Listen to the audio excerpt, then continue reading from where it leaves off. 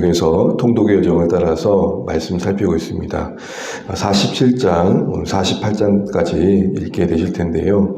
오늘 47장의 이야기는 어제 요셉의 가족들과 함께 상복한 뒤의 이야기가 이어지고 있습니다. 어느 땅에 정착할 것이냐라는 부분에 있어서 요셉은 고세 땅을 염두하고 있었고, 이 일이 이루어진 과정 속에 하나의 지침을 가족들에게 나눕니다. 애굽 사람들은 목축하는 자를 싫어하니 자신들의 직업이 어렸을 때부터 선조 때에서부터 목축하는 일을 하고 있으면 알리라 그랬고, 그렇게 한 이유는 애굽 사람들과의 구별된 곳에서 거하게 하기 위함이었습니다. 이런 어떤 선택 속에는 신앙적인 이유가 담겨 있을 것입니다. 애굽에 거하고 있지만 애굽 사람들과 섞여 살면서 자신들의 정체성을 잃지 않아야겠다라는 것이죠. 더 나아가서 애굽 땅의 지형상 이 고세는 다시 돌아가야 할 가나안과 가장 가까운 곳이었습니다. 그러니 신앙을 지켜야 된다는 어떤 가치와 약속의 땅으로 돌아가야 된다라는 소망이 오늘 이 고센 땅에 담겨 있는 것입니다. 우리가 있는 이 위치에 이유가 있어야 됩니다. 당신 여기 왜 있습니까? 당신은 왜 이런 선택을 합니까? 라고 할 때 그 이유가 하나님 앞에서의 우리 신앙의 고백이 되어야 하고, 또 소망에 근거한 선택이 되어야 되지 않을까 싶습니다. 고센 땅에 머물게 했던 요셉의 고민, 선택, 그 어떤 과정들 속에서 오늘도 세상에 살아가면서 하나님 백성으로서의 어떤 순전함을 지켜가는 그런 어떤 믿음의 자세를 다시 한번 고민해 보게 됩니다. 구분되어서는 안 되겠지만 구별은 돼야 되겠고, 또 동화되어서도 안 되지만 동화돼서는 안 되는 그런 어떤 모습들이 우리에게는 필요하다는 것이죠. 이런 안목과 분별을 다시 한번 배우게 됩니다. 그러면서 야곱이 바로를 만납니다. 바로가 먼저 묻는 게 당신의 나이가 어떻게 됩니까? 라고 묻습니다. 나이를 물을 때 요셉의 대답은 뭐였냐면 제가 인생의 여정이 나그네였고 참 험악한 세월을 보냈습니다. 한마디로 험악한 나그네 세월이라고 답을 합니다. 나이를 물었는데 이렇게 얘기를 하죠. 그러면서 자신이 선조들보다 그 연조에 비하면 많지 않지만 그만큼 그 적은 나이도 고생했다라는 상대적인 이야기를 합니다. 험악하다는 것은 한마디로 야곱의 그 인생의 한 줄 요약일 것이고, 그 이면에는 통렬한 자신의 반성이 담겨 있을 것입니다. 왜냐하면 사실 그 험악한 여정의 많은 부분은 자초한 고생들이 참 많거든요. 우리 지금까지 봤던 것처럼 야곱의 여정에 자신의 어떤 그 원함을 위해서, 욕망을 위해서 살아가는 그 선택들이 그를 참 많이 고생시키지 않았습니까? 우리의 이제껏 삶을 돌아볼 때 우리는 오늘 여기에 우리가 있는 그 가정들을 어떻게 한 줄로 요약할 수 있을까 생각들을 해보게 됩니다. 야곱이 자신의 생애를 험악한 세월이라고 요약했습니다. 그러나 그 하나님께서는 그의 험악한 세월 속에서도 그를 놓지 않고 그를 믿음의 사람으로 세워가고 계셨습니다. 우리 이런 관점에서 우리도 참 괴롭고 힘든 지난 날들이 있지만 오늘의 날을 설명할 땐 어떻게 설명하는 게 옳을까? 적어도 우리는 하나님의 은혜를 전제하여서 우리의 인생을 설명할 수 있어야 되지 않을까 싶은 생각도 해보게 됩니다. 그런데요, 우리가 다시 한번 주목해 볼 것은 야곱이 바로를 만날 때 보였던 태도입니다. 우리 7절 말씀 한번 읽어보겠습니다. 7절입니다. 47장 7절 시작 함께 읽겠습니다.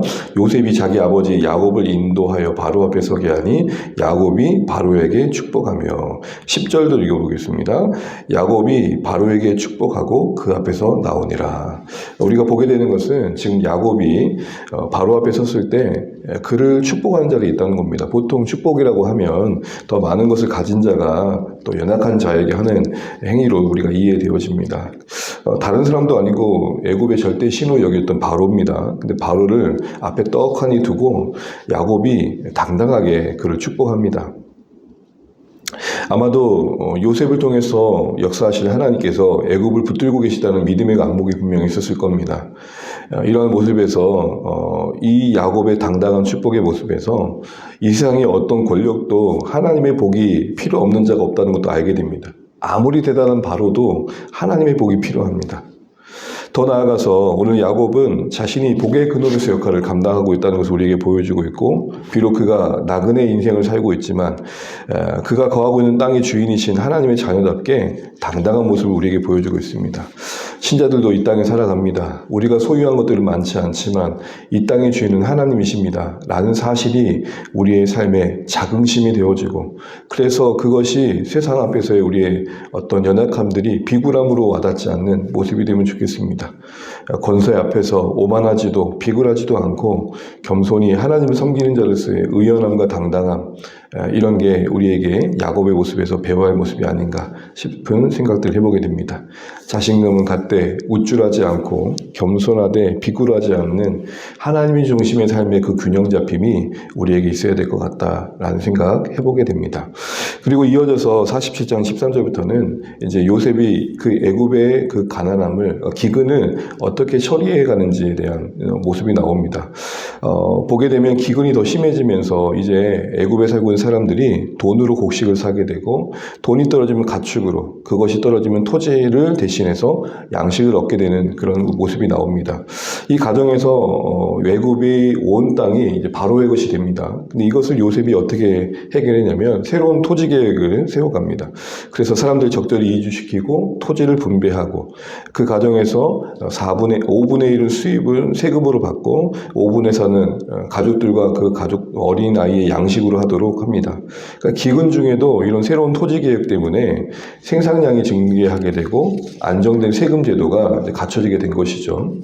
여러분, 이건 요셉 당시의 토지 개혁이고 그 당시 적절한 정책이었습니다. 그런데 한 가지 볼 것은, 요셉이 만일 사심 가득한 지도자였다면 이 기근의 형편은 더 심각하게 애굽 땅을 흉흉하게 했을 것입니다. 그 시대에 맞는 정책을 펼쳐서 사람들을 어쨌든 살게 하는, 복되게 하는 선택들을 했던 이 요셉의 어떤 행정력, 이런 모습들은 신자로서 우리가 살아가면서 이 땅에 살아 우리 역할을 감당할 때도 필요한 자세가 아닌가 싶습니다. 자신의 사심보다는 백성들의 안위를 생각했기 때문에 주어진 그 고난의 그 정치력이, 그 권위가 모든 사람을 복되게 했던 것이죠. 어찌 보면 강제로, 오늘 우리 시대 관점으로 보게 되면 강제로 재산을 빼앗아서 그 절대 권력을 강화하는 것처럼 보입니다. 그러나 오늘 본문의 25절을 보게 되면, 우리 47장 25절을 볼까요? 오히려 그 정책 아래에 있던 백성들은 이렇게 말합니다. 25절에 보면 그들이 이르되 주께서 우리를 살리셨사오니 우리가 주께 은혜를 입고 바로의 종이 되겠나이다. 기꺼이 백성들은 그 정책이 자신들에게 복이 되고 있다라고 이야기하고 은혜로 여기고 있습니다.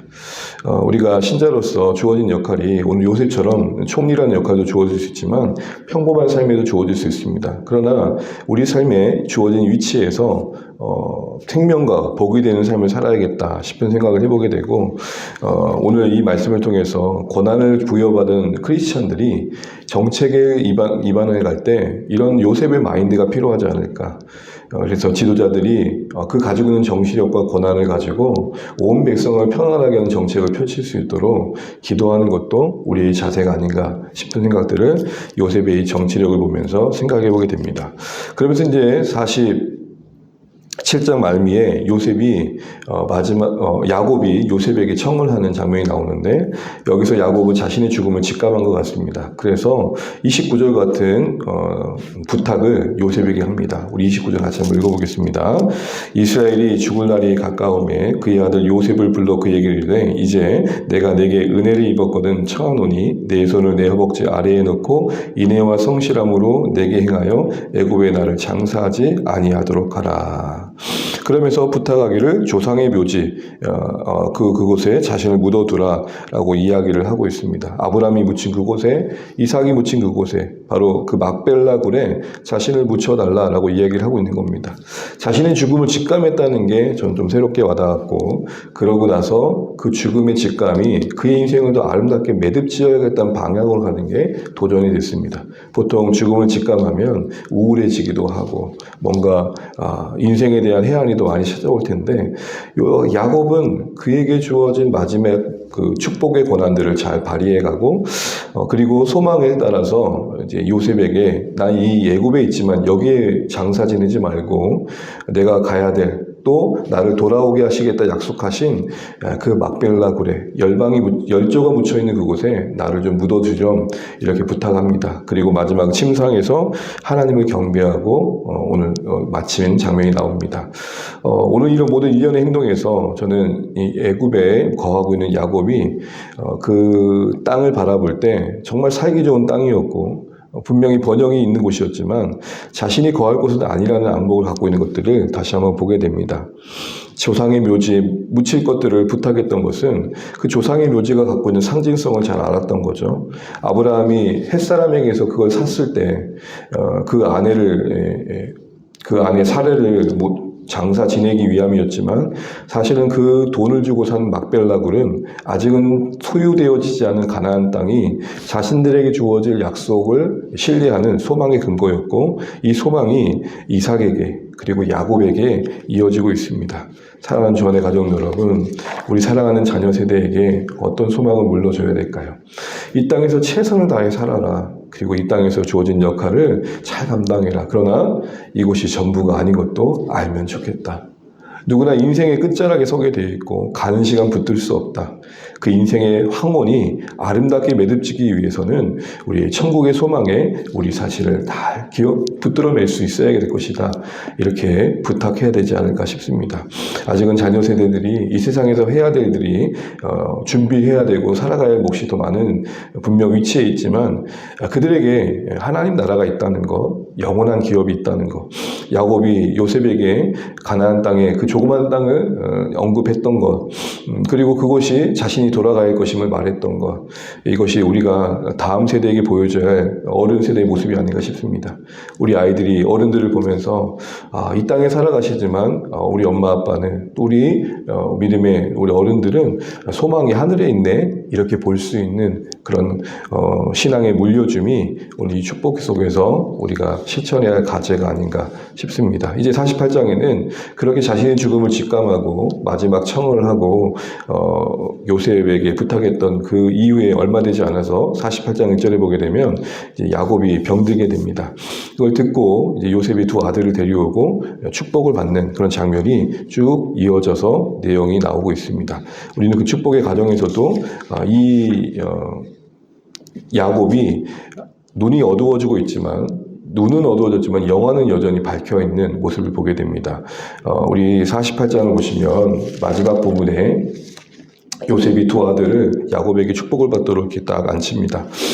그런데 요셉은 의도적으로 야곱의 왼손에 찾아 에브라임을 두고 야곱의 오른손 쪽에 장자 므낫을 뒀는데 야곱은 눈이 어두웠지만 손을 엇갈려가지고 축복합니다. 요셉이 당황합니다. 이러시면 안 됩니다. 그러나 야곱이 뭐라고 그러냐면 내가 모르는 게 아니라고 합니다. 19절 말씀 읽고 마무리하겠습니다. 19절입니다. 48장 19절 시작. 그의 아버지가 허락하지 아니하며 이르되 나도 안다. 내 아들아 나도 안다. 그도 한 족속이 되며 그도 크게 되려니와 그의 아우가 그보다 큰 자가 되고 그의 자손이 여러 민족을 이루리라 하셨고.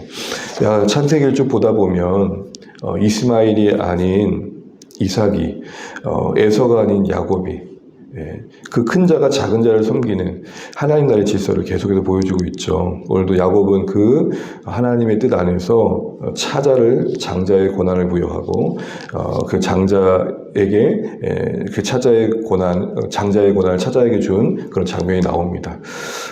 만류했지만 야곱은 안다 그럽니다. 이삭과는 좀 구별되는 걸 보게 됩니다. 이삭은 눈이 어두운 상황에서 작은 아들을 큰 아들로 착각하고 축복했다면 야곱은 알고도 이렇게 축복을 한 겁니다. 사랑하는 주안의 가족 여러분, 눈이 어두워져 간다고 영안도 다 어두워져 가는 거 아닌 것 같습니다. 이삭과 야곱의 이 대조된 모습에서 우리 정말 소망의 한 가지를 갖게 됩니다. 육신의 눈은 어두워질 수밖에 없는 연약함 속에 우리가 있지만 도리어 그럴수록 하나님 바라보는 눈은 더 밝아지기를 간절히 소망해 봅니다.